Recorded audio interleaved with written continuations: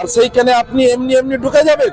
আপনি বলছেন কয়লার কাণ্ডে কোনো ছিল, তো কয়লা কাণ্ডে পুরনো, তো পুরনো আজকে আপনার খেয়াল পড়েছে?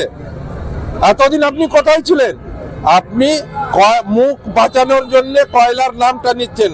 असल में उसमें वोट का जो स्ट्रेटेजी का कागज पत्र है वो चोरी करना था, और वो चोरी करने के लिए नरेंद्र मोदी, अमित शाह, भारतीय जनता पार्टी, देशद्रोही दल, उन्होंने ईडी हमारे आईपैक के दफ्तर में भेजा और वहां से नथी चुरा के लेकर जाने की चेष्टा किया, जिसे हमारी माननीय मुख्यमंत्री पश्चिम बंगाल की ही नहीं पूरे भारतवर्ष की जननेत्री ने उसे बचाने का चेष्टा किया, वो उनका अधिकार है।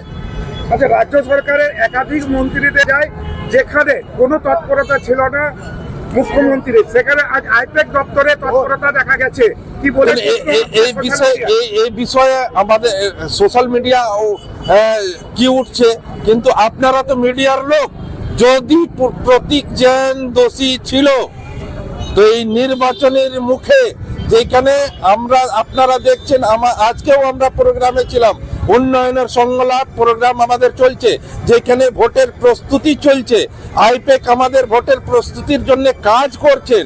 তো যদি প্রতীক জৈন দোষী ছিল, তো তুমি আজ থেকে বিগত 5 বছর আগে কেন ধরলে না?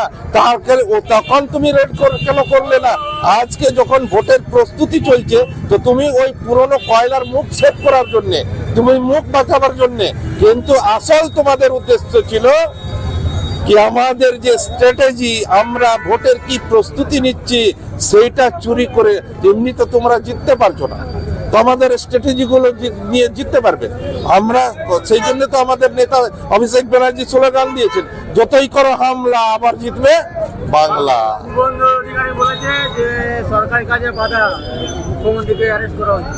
সরকারি কাজে তো বাধা ইডি দিয়েছে, সরকার চলছে, গণতন্ত্র আছে, পশ্চিমবঙ্গে মুখ্যমন্ত্রী আছে, পশ্চিমবঙ্গে আইন আছে, ভারতবর্ষে আইন আছে।